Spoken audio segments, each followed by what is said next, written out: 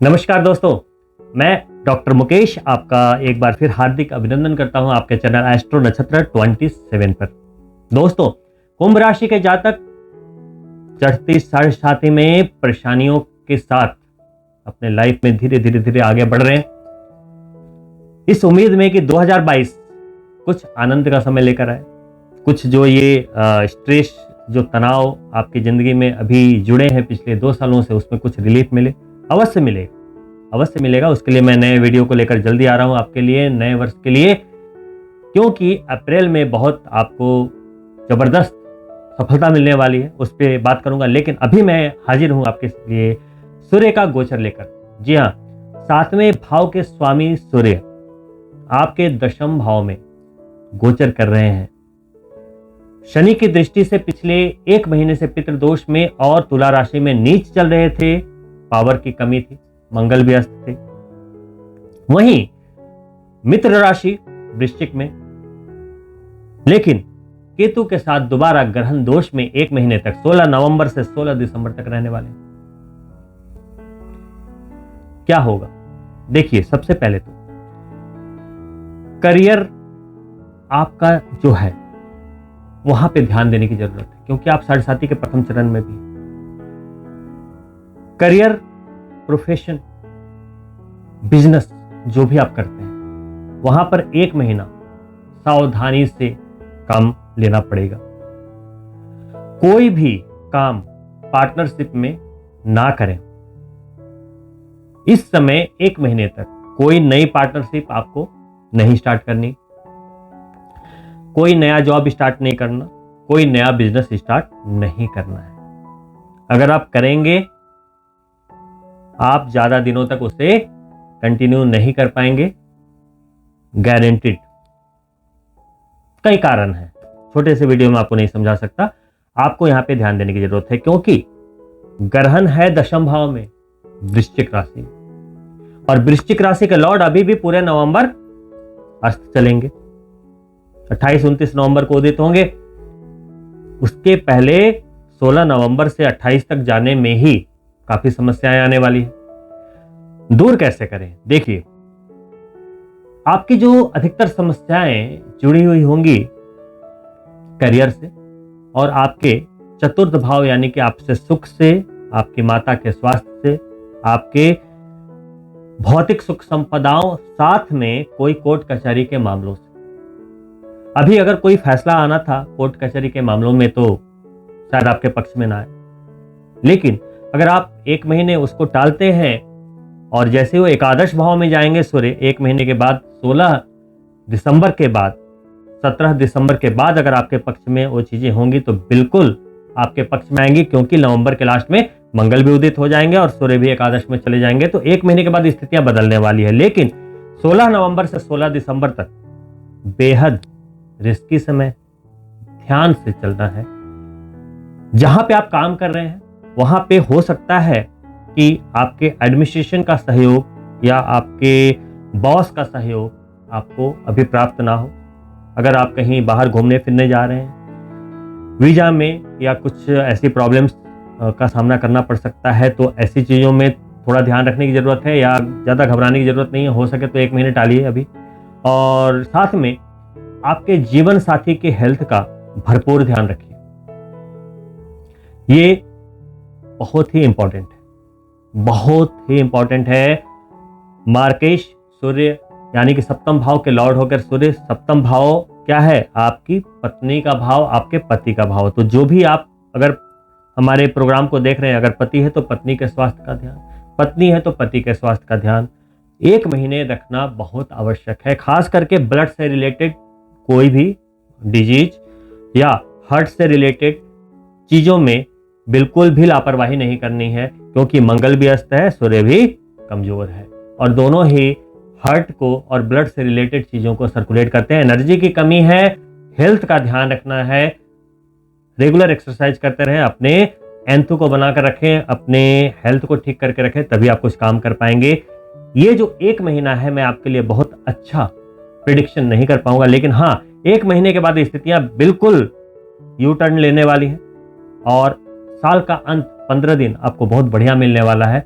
अभी आपको क्या करना चाहिए, गायत्री मंत्र की 5 माला अविलंब स्टार्ट कर देनी चाहिए। साथ में मंगल के भी कुछ मंत्र आपको कर लेने चाहिए, क्योंकि वृश्चिक राशि में ग्रहण है तो मंगल के भी मंत्र आपको कर लेने चाहिए, खासकर कुंभ राशि के जातकों को। साथ में अगर आपके जन्म पत्रिका में सूर्य खराब अवस्था में है तो वहां पे आपको बहुत सावधानी रखने की जरूरत है। तो जल्दी से जल्दी अपनी पत्रिका उठाइए और चेक कीजिए, देखिए कहीं ग्रहण दोष और पितृदोष पत्रिका में तो नहीं है, या सूर्य नीच के तो नहीं। अगर ऐसा है तो बहुत सावधानी रखने की जरूरत होगी। बस यही सचेत करने के लिए मैंने आपको ये वीडियो आपके लिए लेकर आया हूं।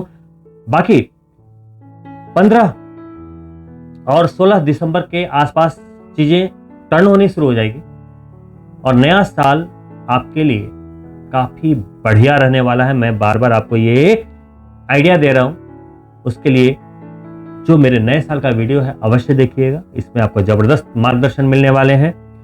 शनि आपके जन्म चंद्रमा पे गोचर करने वाले हैं, शिखर की 7.5 आएगी जरूर, लेकिन सस राजयोग में कन्वर्ट हो जाएगी। साथ में राहु केतु की भी ट्रांजिट, बहुत बड़े बड़े परिवर्तन है 2022 के। तो 2022 का शगुन कुंभ राशि के 2021 के दर्द को, जो पेन वाला टाइम रहा है, आपका दर्द का समय रहा है, संघर्षों का समय रहा है, उसमें वो जो कहते हैं ना, जब गला सूख रहा था तो एक बढ़िया जबरदस्त आपको आराम और तसल्ली सुकून देता हुआ, आपके प्यास को बुझाता हुआ साबित होगा। और 2022 के बाद आप धीरे धीरे धीरे धीरे अपनी लाइफ में आगे बढ़ते चले जाएंगे। तो अभी आपको क्या करना है, सिर्फ स्वास्थ्य का ध्यान रखना है, अपने जीवन साथी का स्वास्थ्य का ध्यान रखना है। करियर फ्रंट पे जैसे चल रहे वैसे चलते रहिए, कोई परिवर्तन नहीं, कोई बड़ा रिस्क नहीं, कोई कुछ भी नहीं करना है। यहाँ पे सूर्य ग्रहण आने वाला है 4 दिसंबर को। इस वीडियो के लास्ट में मैं एक क्लिप ऐड कर रहा हूँ, सूर्य ग्रहण के जो उपाय हैं आप उसे 4 दिसंबर को कर लें। तो आपके कुंडली में ग्रहण है या नहीं है, आपको अवश्य करने चाहिए। तो इससे आपको बहुत ही रिलीफ मिलेगा और जिंदगी में कई कामयाबियां सिर्फ इस एक छोटे से उपाय के बदौलत आपको मिल सकती है, तो उसे जरूर करें। दोस्तों, इन्हीं शुभकामनाओं के साथ कि ये 1 महीना जो सूर्य और परेशानी में रहने वाले हैं, आपको कोई परेशानी ना दें, तो अपने स्वास्थ्य का ध्यान रखें, कोई बड़ा रिस्क ना लें, जैसे चल रहे हैं वैसे चलते रहें अपने करियर में। 15 दिसंबर के बाद आपको सारे रिटर्न्स मिलने शुरू हो जाएंगे। अभी आप देखें ग्रहण के उपाय। अब मैं बात करता हूं, देखिए इस ग्रहण दोष, जिसकी भी कुंडली में ग्रहण दोष है, उसके लिए एक त्वरित उपाय मैं बता देता हूं। ऐसे तो इसकी पूरी एक शास्त्रीय पूजा का विधान है, लेकिन अभी क्विक रिलीफ मिल जाए, बहुत बड़ा नुकसान ना हो, उसके लिए मैं आपको कुछ उपाय बताता हूं। देखिए 4 दिसंबर को जब सूर्य ग्रहण होगा, आपको एक दिन पहले आप कुछ अरेंजमेंट्स कर लें। सामग्री मैं बता देता हूं। देखिए आपको क्या करना है, 1.25 किलो 1.25 kg गेहूं लेना है। एक शहद का एक छोटा सा आप डब्बा ले लें, क्योंकि उस गेहूं में शहद को मिक्स करके ग्रहण के दिन आपको बहती नदी में खड़े होकर सूर्य को अर्घ देना है ना। तो पहले सुन लीजिए सामग्री क्या है। 1.25 kg गेहूं, एक छोटा सा शहद, हनी, 7 चारकोल के टुकड़े, 7 कोयले के टुकड़े, 250 ग्राम काली तिल, थोड़ा सा गुड़ 250 ग्राम, और 3 नींबू, कागजी नींबू।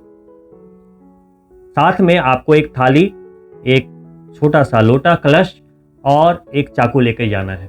कहां जाना है, आपके आसपास कोई भी नदी हो, पवित्र नदी, बहती नदी जिसकी धारा बह रही हो, गंगा नदी हो तो बहुत अच्छी बात है, या कोई भी पवित्र नदी हो, आपको वहां जाना है। जिसकी कुंडली में ग्रहण दोष है उसको पूजा के बाद ये रिचुअल करना चाहिए, और पूजा नहीं करवा पाए हैं तो ये तो कर ही लीजिए। एक सूखा नारियल भी लेना है। जो जटा वाली नारियल होती है उसके अंदर पानी नहीं होना चाहिए, आप उसको सेक करके देख लेना। ये सभी सामग्री को लेकर आप नदी के किनारे जाएं। नदी के किनारे आपको क्या करना है, पानी में खड़े हो जाना है। पानी आपके सामने बहती हुई जा रही हो, यानी कि आप कुछ भी उसमें सामग्री डालें तो आपके सामने बहती हुई आगे की ओर निकल जाए, आपको फिर क्रॉस ना करें। मान लो नदी ऐसे बह रही है, बहाव इधर की ओर है, तो ऐसे खड़ा होना है। अब सबसे पहले आपको क्या करना है, एक थाली लेनी है, उसमें 1.25 किलो गेहूं डाल देना है और उसके ऊपर हनी यानी शहद को डाल देना है और उसको मिक्स कर देना है। मिक्स करने के बाद आपको उस थाली से ही सूर्य भगवान को अर्घ देना है। अगर सूर्य दिख रहे हो तो बढ़िया बात है, अगर कोई बादल बादल हो, मौसम खराब हो, फिर भी मन में भावना करते हुए ऐसे गिराते हुए जल में, पानी में गिरा दें और ऐसे गिराएं कि वो आपके सामने से बहता हुआ सामने की ओर चला जाए। पहला तो ये करना है।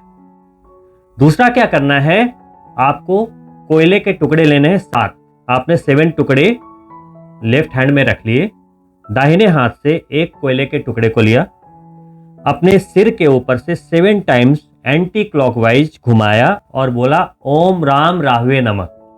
घुमाया, बोला ओम राम राहवे नमः और जल में प्रवाहित कर दिया। फिर सेकंड चारकोल उठाया, कोयले के टुकड़े को उठाया, फिर 7 टाइम्स घुमाया, फिर जल में प्रवाहित कर दिया। उसी तरीके से 7 कोयले के टुकड़े को 7 टाइम्स घुमाते हुए नदी में बहा दें, बहती जल में।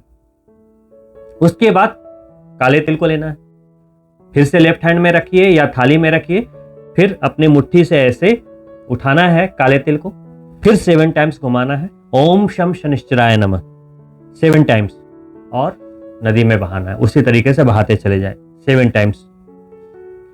तो सबसे पहले आपने गेहूं का अर्घ दे दिया, फिर चारकोल के टुकड़े को 1 बाय 1 एक एक करके 7 बारी एंटी क्लॉकवाइज घुमाकर नदी में प्रवाहित कर दिया। उसके बाद काले तिल के साथ भी आपने 7 टाइम्स घुमाकर बारी बारी से 7 टाइम्स में वो 250 ग्राम जो भी है आपके पास काले तिल, उसको प्रवाहित कर दिया।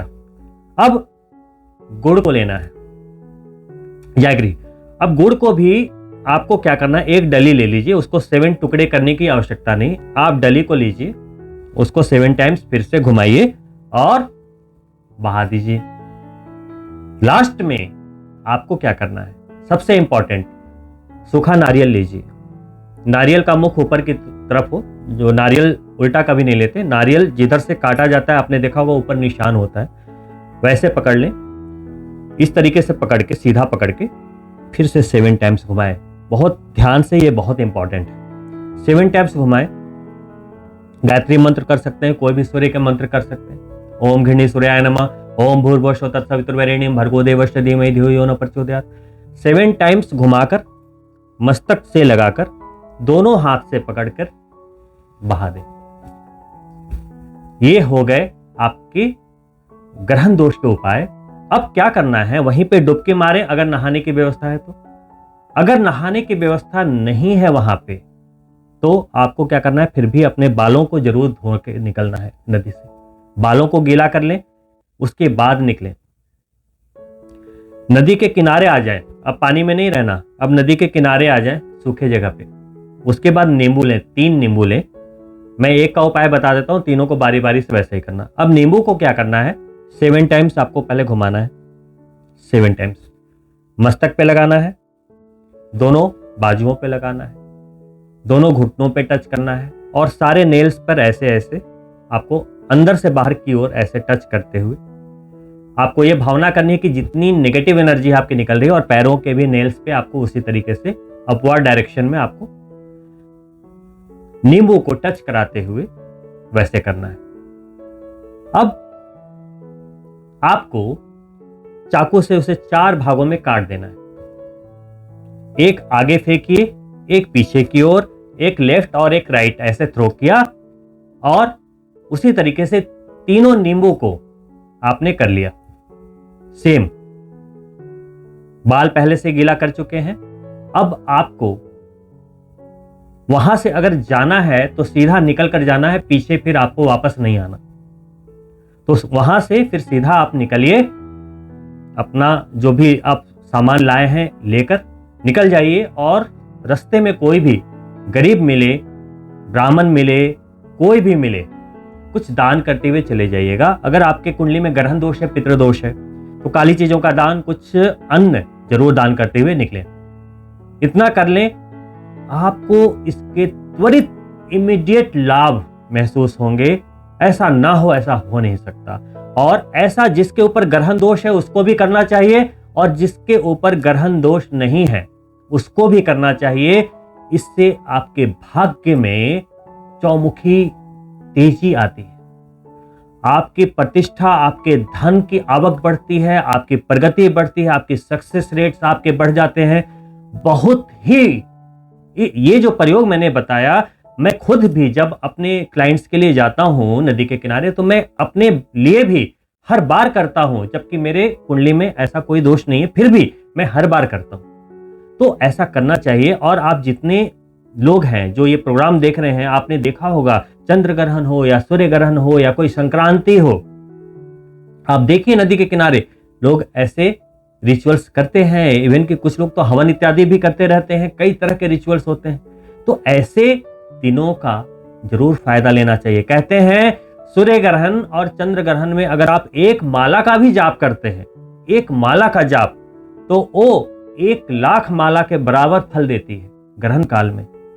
तो ये सब तो एक टेक्निक्स है, जिन्हें ज्ञान है वो करते हैं और सफलता प्राप्त करते चले जाते हैं।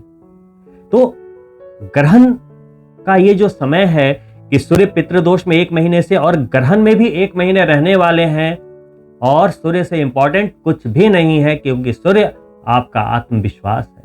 तो दोस्तों, इन्हीं शुभकामनाओं के साथ मैं नए वर्ष के वीडियो के साथ आपसे दोबारा मिलता हूं, और आपसे अनुरोध है कि अभी तक अगर आपने हमारे चैनल को सब्सक्राइब नहीं किया है तो प्लीज़ सब्सक्राइब करें और बेल बटन जरूर दबाएं, ताकि आने वाले वीडियो के नोटिफिकेशन आपको इमीडिएट मिल जाएं। साथ ही अगर ये वीडियो पसंद आया हो तो प्लीज़ लाइक करें और अपने मित्रों के लिए शेयर भी अवश्य करें। जल्द मिलता हूं। नमस्कार। Have a nice time.